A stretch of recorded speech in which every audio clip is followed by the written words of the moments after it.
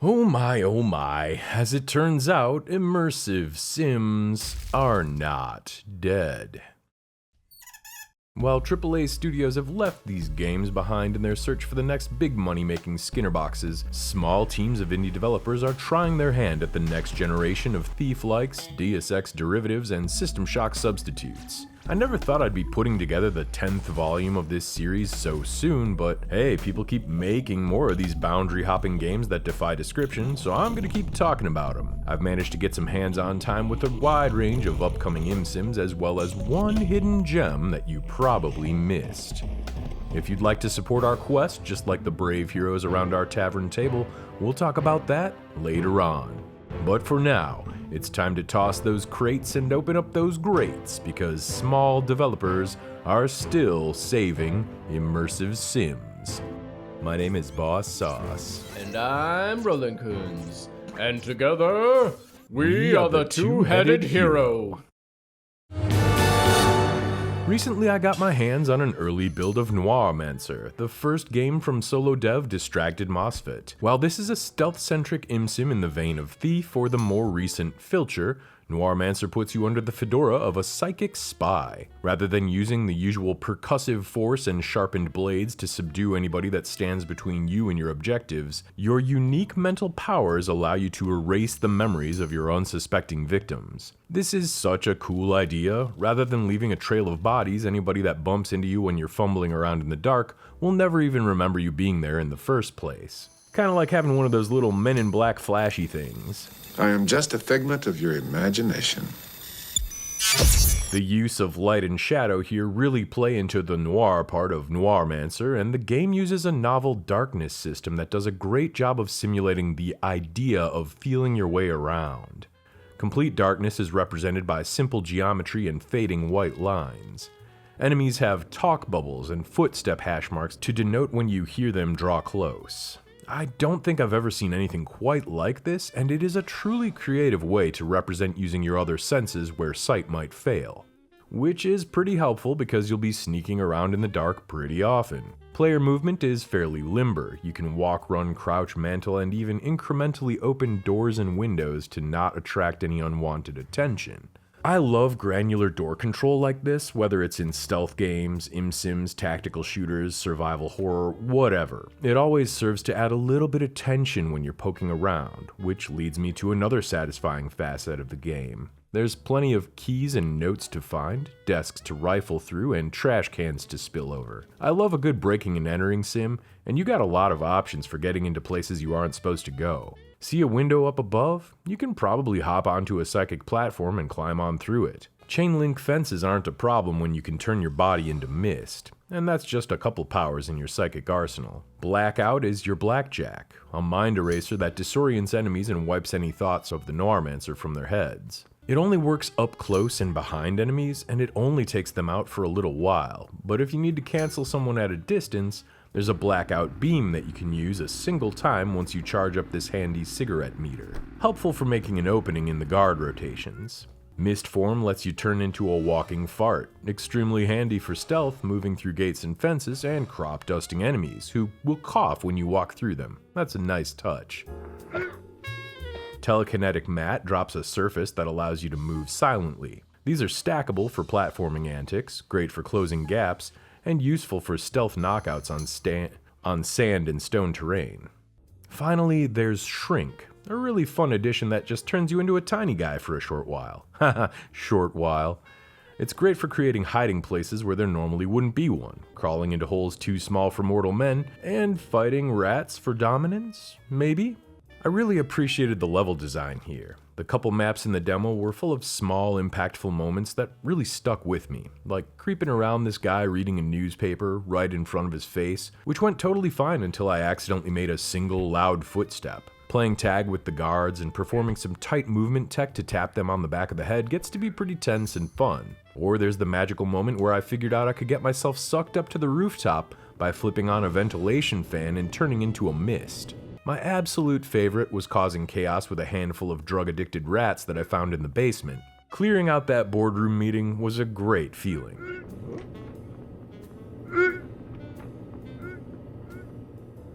and it was nice to spend my time in such interesting surroundings. I'm not sure how well it comes through on a YouTube video that you may or may not be watching on a phone, but the art direction takes on this clean noir 20s style mixed with some modern day tech. It's a very cool take. You have desk telephones and doormat bells in one area, UV flashlights and opiate labs in another. Everything looks simplistic, yet slick, and I found myself just standing around and admiring the muted textures of the wallpapers more than once.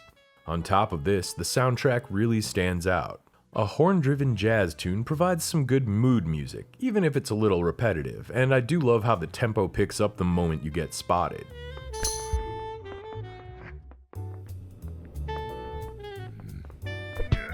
All the psychic abilities use musical sounds too, another nice touch.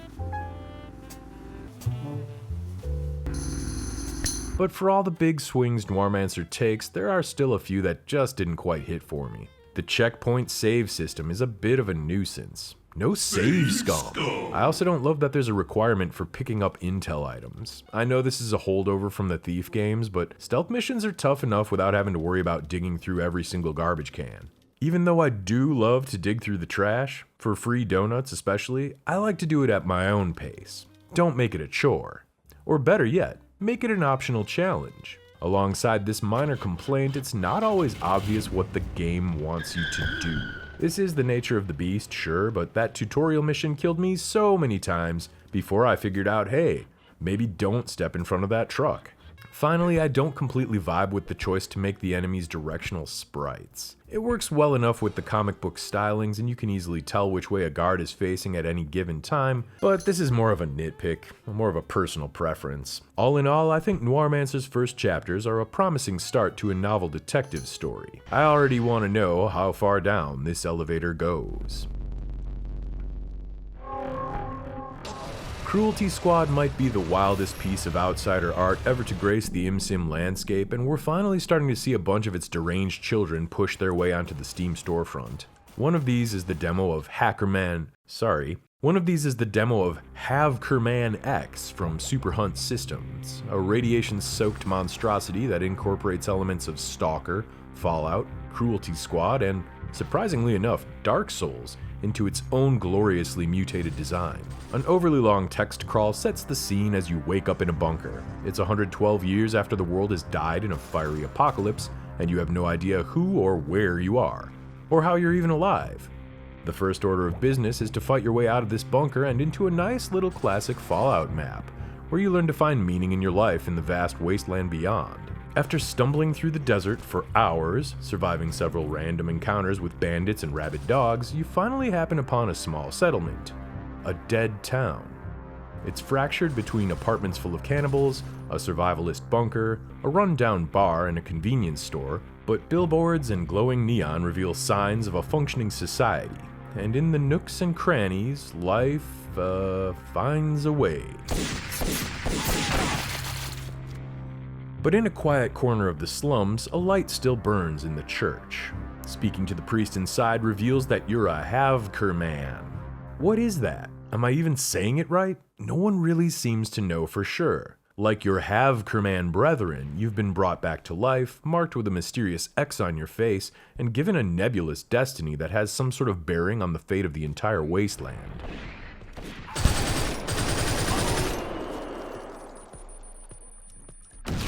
Like the sources of its inspiration, this game has lethal, unforgiving combat. Your small health pool can be zeroed in precious few seconds, and this also goes for the numerous mutant dogs, giant worms, cannibals, and cyborgs that you'll be trading gunfire with. A few solid hits can explode a target into a haze of bloody chunks, which in turn can be chomped up to heal you.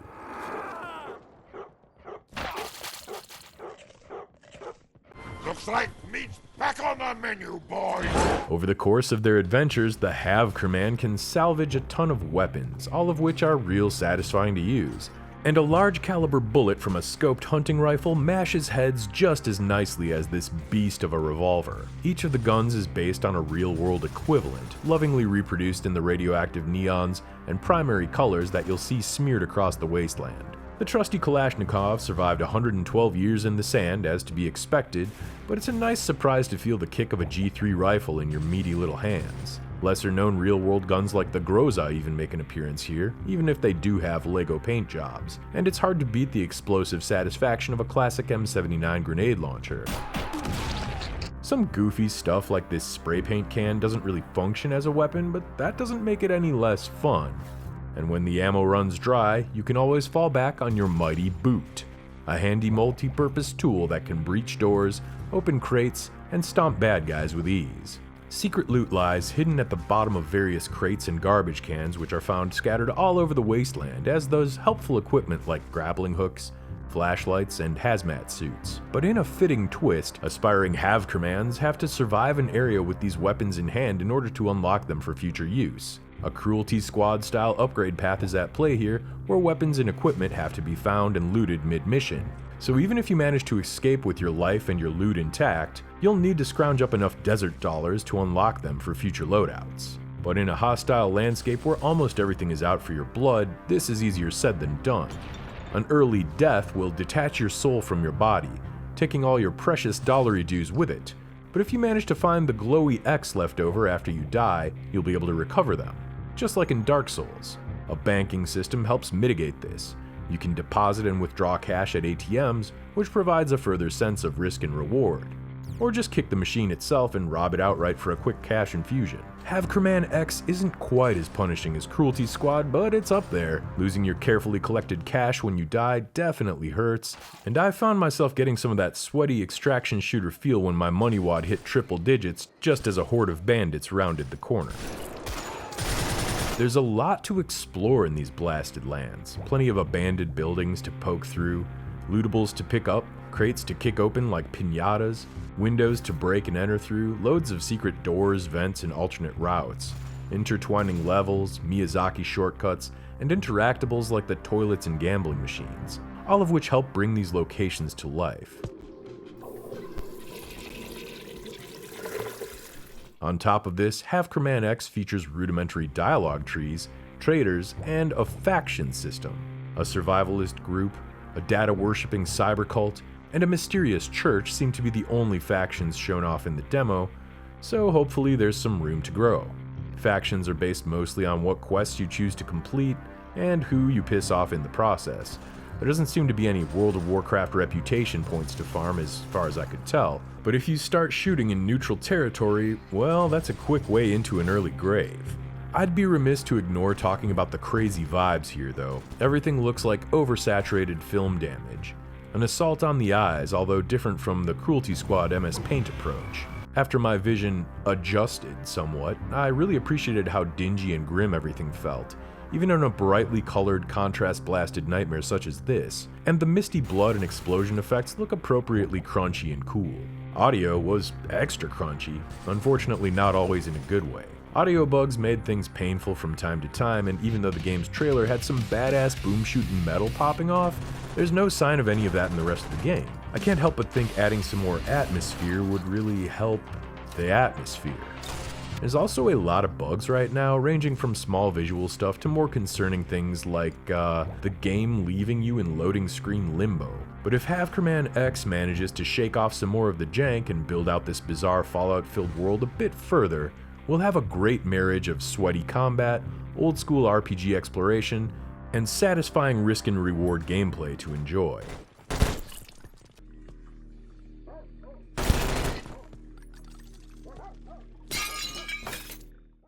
OBVERSE is a stealth action game about stacking boxes, solving wire puzzles, and sneaking up on blocky robots. This is the second game from the minds of Diego and Sebastian Spartano, who only seem to have a small node-based puzzler under their belts.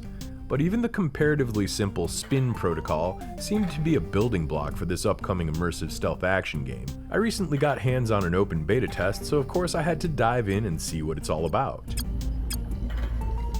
The first demo section serves as a tutorial where you'll wake up in a chunkified cryogenic lab. The first thing you learn is that pretty much anything in the environment can be picked up or messed around with. Rummage through desks and toss furniture around to your little heart's content. The second thing you learn is that no one else appeared to have survived their naps in cold storage, so you're out here all alone. But more importantly, is this an immersive sim? Well, the first thing you do is stack boxes.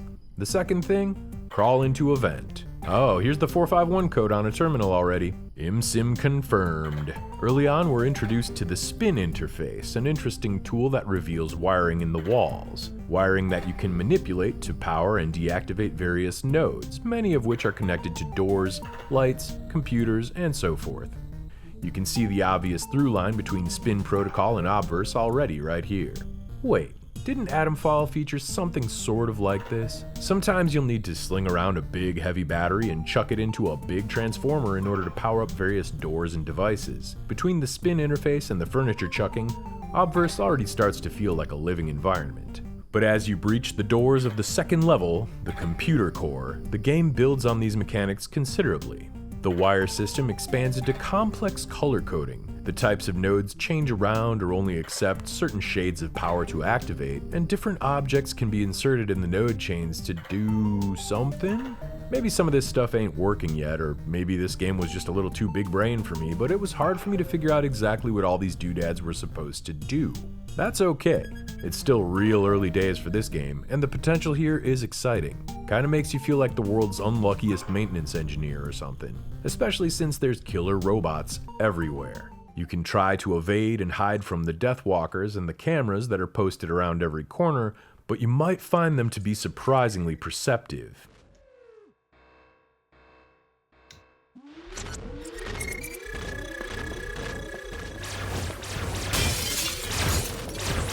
Even the silly Roomba-looking guys can pose a significant threat if you're not ready for them. And tripping an alarm by breaking a window or crossing a beam summons a fleet of flying bastards to make your life all the more miserable than it already is. I was somewhat impressed with the rudimentary robot AI, to be honest. The walkers and Roombas would sometimes notice me around corners, hunt me down when I hid inside lockers, and even seemed to pay attention when I turned on the lights. That yellow light and urgent beeping started to send a little chill through me after a while.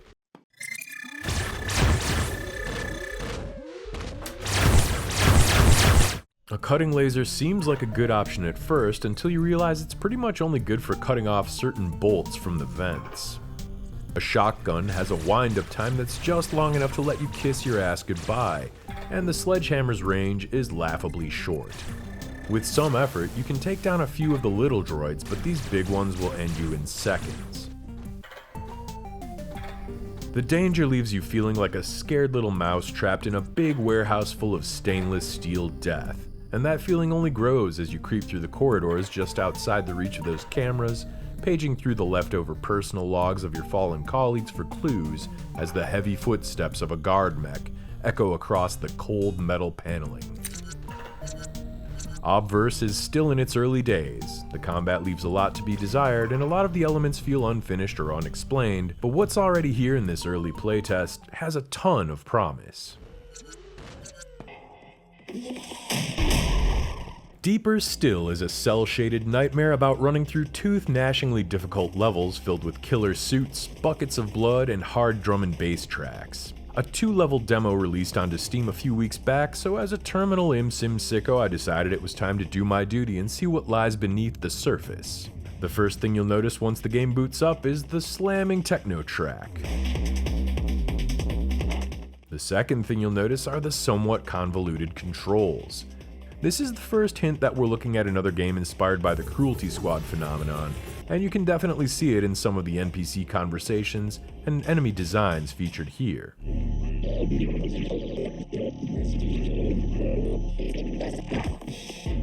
Deeper Still excels in vibes and goes for a sort of glossy N64 on psychedelics type of aesthetic. Thick outlines and bright colors rule the visuals, and check out this UI. Cool Cobra guarding your health, bro. It's as if the devs steered this vehicle at the general direction of the 90s and pushed the gas pedal all the way to the floor. The demo for this ultra-violent simulation features 2 levels, a castle with its surrounding mountains, and a nightclub built on top of a maze of underground tunnels. Levels here are much smaller and more focused than most Imsims, and each one has a bit of a gimmick you'll need to puzzle out in order to achieve the objective. There were a few touches I really enjoyed, like climbing up these fallen trees to storm the castle or shooting the ropes to lower the drawbridge. The nightclub is filled with locked gates, sneaky side routes, and dance floors full of tempting targets. Hey, Now that's what I call a headbanger. You're free to walk around, explore, and experience the wonderful, whimsical dialogue of the NPCs, of course, but these white-suited guards are trained to start blasting on sight.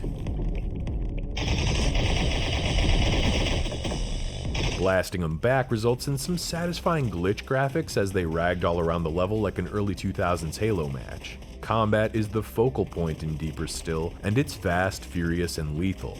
Headshots are king, weapons are accurate, and wrong moves can get you killed in seconds.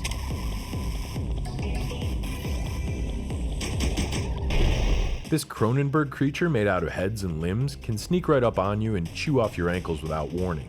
And when one of these bomb vest guys sets off his C4 in your face, it's an instant game over. And would this really be a Cruelty Squad style game without a tense and slightly annoying reload mechanic? Instead of swapping in a fresh mag with a single press of a button, Deeper Still makes reloading into a minigame. Mashing left and right mouse to reload kind of feels like pushing fresh rounds back down the chamber, as if this is a world where spare magazines were just never invented. A single mistake means starting the chain all over while your gun quietly mocks you in your face. It really adds some insult to injury when you get blown to pieces while frantically trying to make your fingers play a DDR level in the middle of a firefight.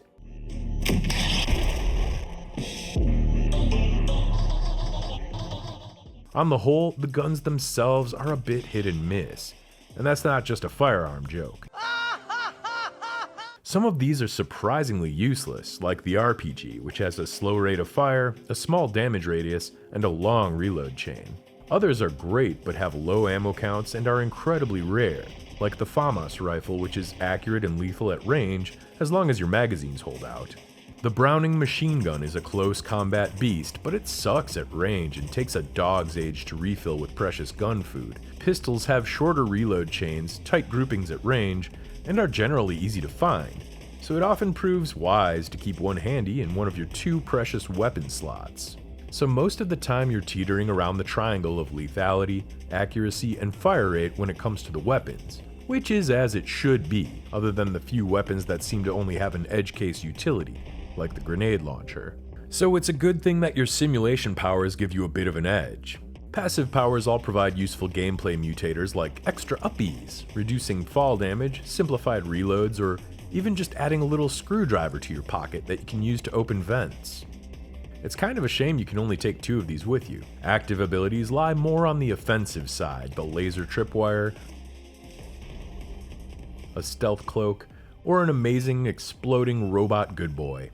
That's probably the most fun feature in the entire game. But as far as the box stacker factor goes, Deeper Still is a bit more on the shallower side of the spectrum. Yeah, you can pick up a box and jump over some walls if you bring the right mods to the table, but like trying to disarm a bomb on the back of a moving jet ski, this game comes off as more of a twitchy puzzle where things explode. Fans of punishing games will probably find a good time trying their hand at making the perfect run, and I'm interested to see more of this upcoming debut from solo developer Alexander Atangana.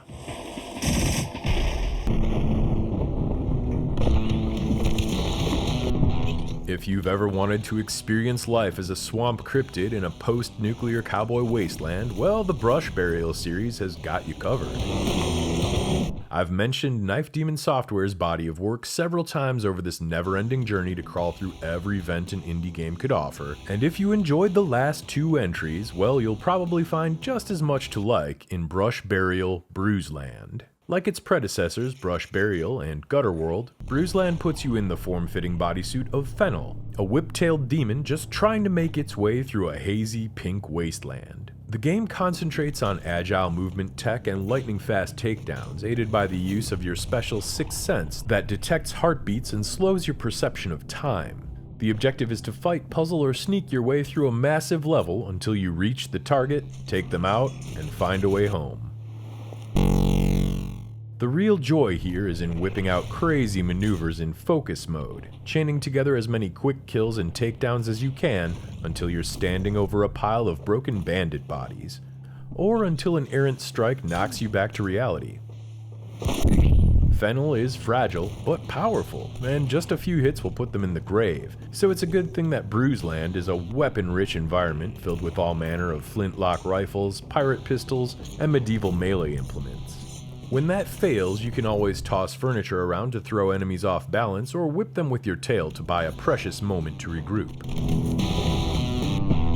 Stealth takedowns seem to regain a little bit of your health and focus power as well, which incentivizes a soft touch, but I had just as much fun going full send against the overwhelming hordes of the wasteland.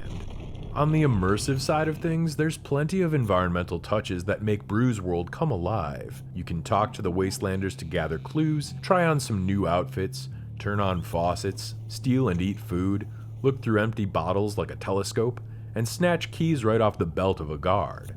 This tinderbox isn't just for show, it can set entire rooms ablaze, and you along with it if you're not careful.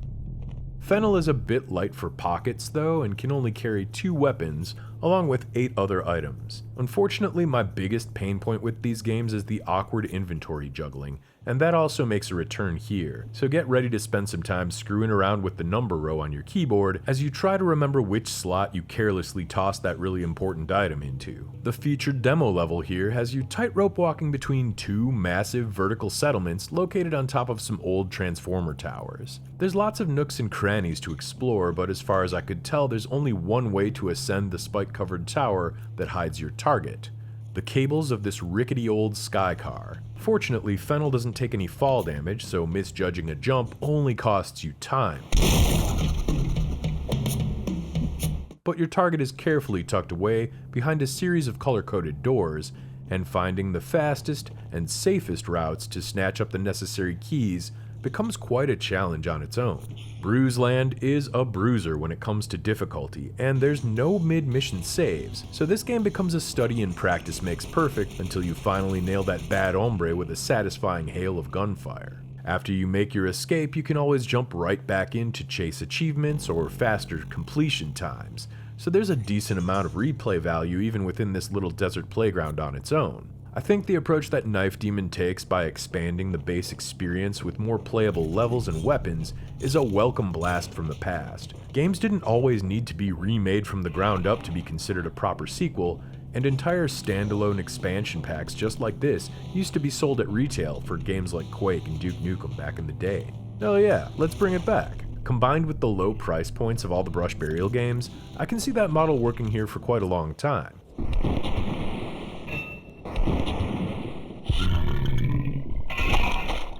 Immersive sims have always had a bit of a blind spot. The number of family-friendly box stackers can probably be counted on one hand. To be sure, Imsims tend towards complexity, which might not always make them suitable for the all-ages crowd, but judging by the age of our channel demographics, there's gotta be at least a few 451 fans with kids running around. So why not start them off young with RHELL, Warped Worlds and Troubled Times? It's true, I don't think RHELL totally fits within the margins here. There's no skill trees or experience points, no stealth, and very little loot. There aren't even really any enemies to avoid. But still, this game's got enough going on that I felt like it was worth a look. Sluglove and Yogscast released RHELL back in March, and I didn't pay it much mind until I saw a series of tweets from Sinoware, who remains a longtime inspiration for this little series. The main reason for this was the inventive magic system, which allows you to warp and twist nearly any object in the world towards your own ends. The title character starts out in jail with no memory of how she ended up there in the first place, and just a couple simple spells that can push and turn objects. We quickly find out that the world has a massive problem. People are disappearing without a trace, so RHELL takes up the task of figuring out what happened, and hopefully, how to stop it. The main draw here is the sheer variety of spells at your disposal. After a short intro sequence, you'll be free to roam around this beautifully drawn fantasy land, chatting up the charming little residents of this dying world, and tracking down magic runes at your leisure while you work to uncover the mysteries of this bright, majestic world.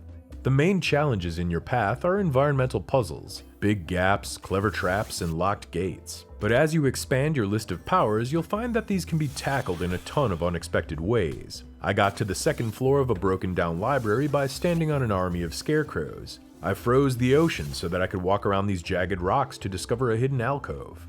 I turned entire flooded sections of a castle into bouncy goo in order to jump up to the treasures above. Honestly, I'm barely scratching the surface here. The game tosses new magic to the player faster than you can figure out new ways to use them, and the fact that you can combine 5 of these spells together makes for even more variety. It kinda feels like being handed a pile of developer tools, but that doesn't make it any less fun to screw around with. Unfortunately, a few small things really brought the experience down. Even though RHELL can't really die, she can get stuck in perpetual death loops, which means you'll need to head to the pause menu and reset the level to break her out. Not really the smoothest experience when the game could just teleport her to one of the entrances or something instead. Aiming and jumping is a bit finicky due to the 8-way directional controls. Having the combo memory mechanic locked behind out-of-reach items feels a bit annoying. It would be nicer to just give us a few memory slots from the start. In fact, it might have been nicer just to give us a few more of the magic runes at the start. For example, providing both push and pull would have saved a lot of early game headaches and restarts. Even with these hangups though, the forgiving level of challenge and the wacky environmental chaos feels like it's ideal for somebody that's taking their first steps into gaming. If RHELL ends up the gateway for playing the likes of Prey, well, I'm all for it.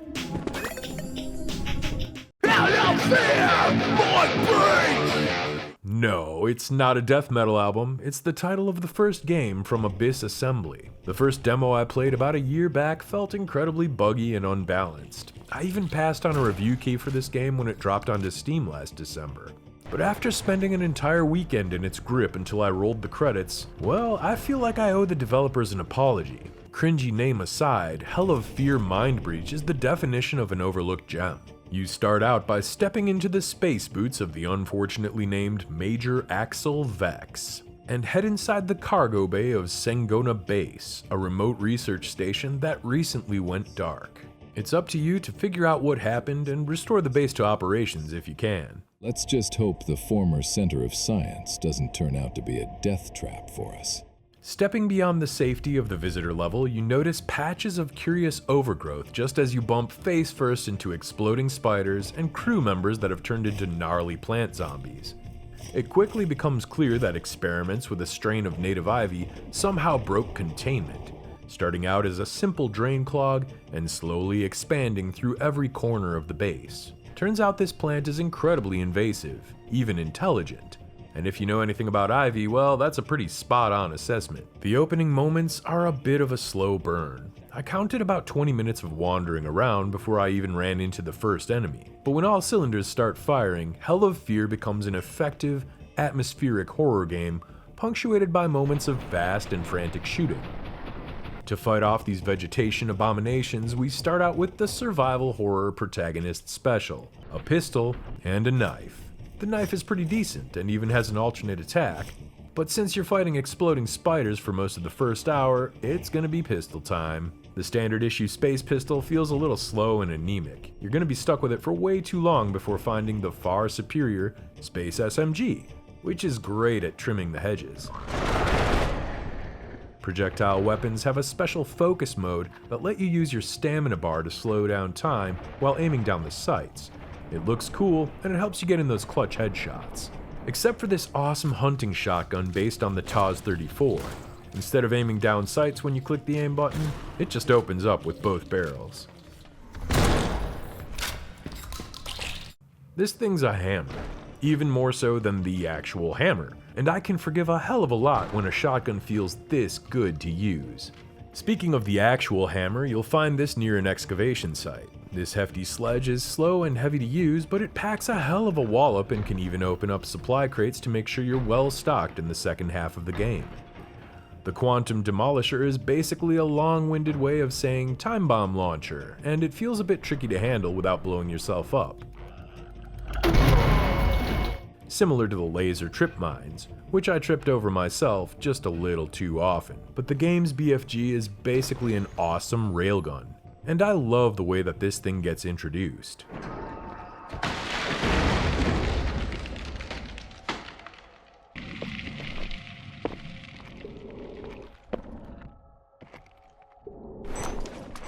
You're going to be pointing these guns at various forms of vicious vegetation. Zombies that crawl on the ceiling, zombies that crawl on the floor, extras from Swamp Thing, those spitting plants from Mario, Treebeard's cousin, and swarms of those damn exploding spiders. Sangona Base is a rat's nest of vents that small enemies can pop out of without warning, but you can block these off with debris or patch them over with an armload of scrap metal to make yourself a safe zone. Look at this bouncy little animation for it. Boing. Wait a second though, this is a box stacker video. So how does Hell of Fear hold up in comparison? Well, let's see. A large portion of the objectives revolve around finding the bog standard card keys, door codes, and power cells in order to progress. You can even rip power cells out of existing power stations to power up other sectors. Right away, you'll figure out that you can pick up and toss around most of the crates and furniture. Throwing stuff actually feels a lot snappier here than Imsims of similar caliber, and you can even trip up enemies by tossing a gamer chair in the way before you finish them off. There's so many gamer chairs. Ugh, get the fuck out of the way! But on the other hand, I'm not a big fan of how pushing anything heavier locks your view into place. In the first room, you'll probably figure out that moving crates out of the corners pays off with a few treasures, and barrels make decent mobile cover when you need to avoid a gun turret. Just make sure that it's not one of the red or green barrels filled with whatever vile explosive crap that they leave laying around in video game bad guy bases. 'Cause, you know, it'll explode. Fire extinguishers explode into adorable JPEGs of smoke, there's a handy flashlight that recharges when you move around, interesting touch, and then we have the glow sticks, a handy light source that doubles as monster bait. Unless, of course, you turned off the glow sticks at the beginning, you party crasher, because oh yeah, I forgot to mention that you can choose to start your game with a variety of challenges and mutators, including Iron Man mode, one-hit deaths, and a unique gas mask mechanic that blocks eating or drinking anything until you can find a safe place to remove it that has some breathable air. Sector power restored. Ventilation systems are stabilized. You may remove your mask.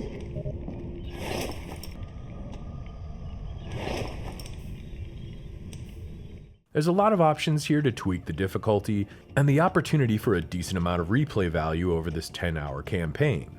Hell of Fear is brimming with useful items, from the usual stuff like armor plates and ammo, to hacking devices that can turn turrets on your enemies, to whimsical space fruits like the Quantum Watermelon and Cosmic Banana that carry unique restorative properties. Oh, and potato chips. Wonder what those are made from.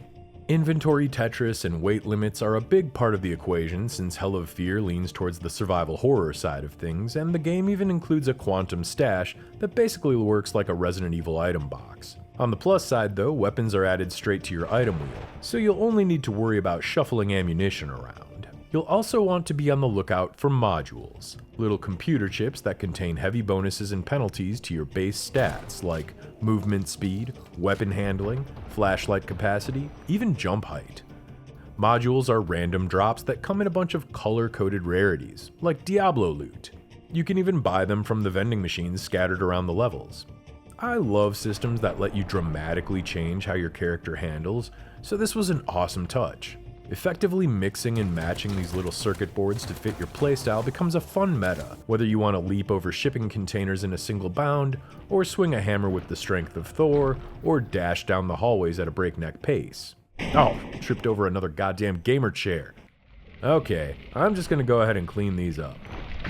The game leans even further into this concept by letting you customize your high-tech space armor with these little green cubes. These precious glowing blocks can be spent to increase your module slots, carrying capacity, maximum health and stamina, or even unlock special passives like bleed immunity. Some of the basic weapons can also be upgraded in the same way. There's a catch though, you can only spend these precious little cubes at save stations in powered sectors, which makes hunting down those loose power cores a big priority. As you wade through the corpses of Swamp Thing's in-laws in search of your answers and more green cubes, the base AI detects a ship in orbit. You're not alone here. Is the intruder the cause of the infestation? Are they here to capitalize on it? Or did they just send in the first Australian they could find to mop up this mess? Always the same story. Someone pulled the lever, and now I'm mopping up their little experiment. Ol' Vexy's gotta figure it out by unraveling these 26 sectors of overgrown liminal hell. One for every letter of the alphabet. The story never really strays from the path you'd expect, but it is fully voiced by actual voice actors, for better and for worse. Fascinating, wouldn't you agree, Major? Evil corporations, mad science, and questionable AIs all pop their heads into the plot as if they were reporting for roll call, but I really liked the possibility of another operator working against your interests on the base, and the tense ambushes and chase scenes were some of my favorite parts of the game. It kinda reminded me of a few scenes from Half-Life. Singona Base itself is a nightmare of similarly constructed concrete cubes, each of which lies in various states of decay. Safe to say that this is a fixer-upper.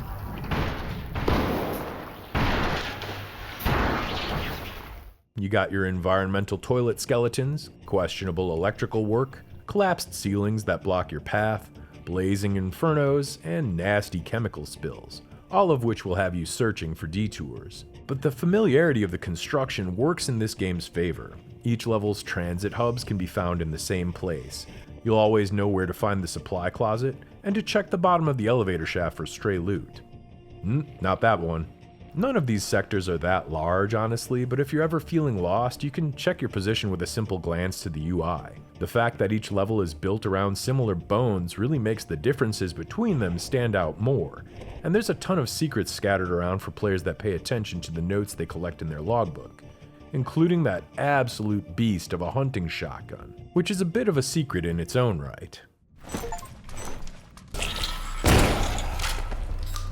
Honestly, I didn't expect this level of quality from such a small game, but it's not without a few fumbles. The camera and movement feel a bit floaty at times, and the player hitbox comes across as a bit inconsistent. I swear I dodged that exploding spider more than the game lets on.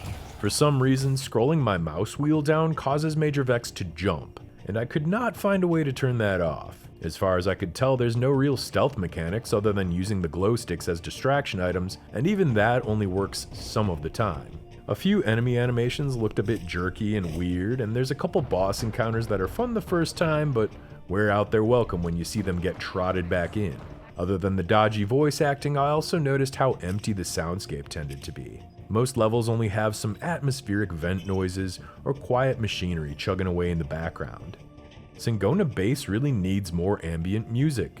I think it would have gone a long way to enhance the mood, and what's already here is quite good. Those precious few moments when the soundtrack kicks in while you're chasing the intruder truly serve to elevate the experience.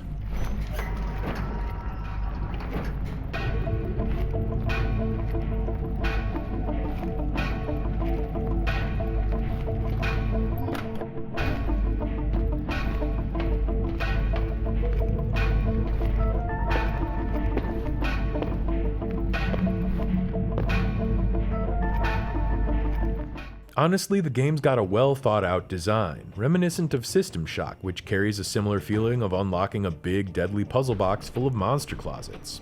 And I'll be the first to admit there were plenty of places where I got by the horror notes the game was throwing down. Hearing a scream echo through the hallways only to find a scientist being torn to shreds by turret fire,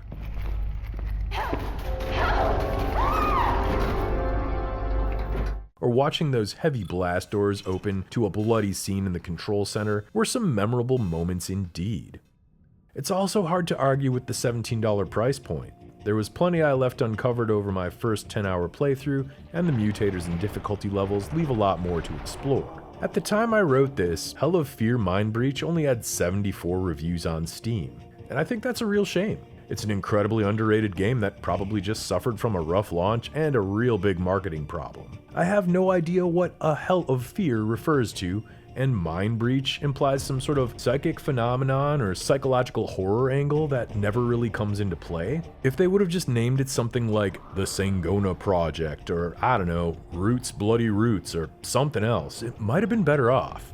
But if you've got a free weekend and an itch to play a good action-packed horror immersive sim, I'd encourage you to go out there and experience this Hell of Fear for yourself.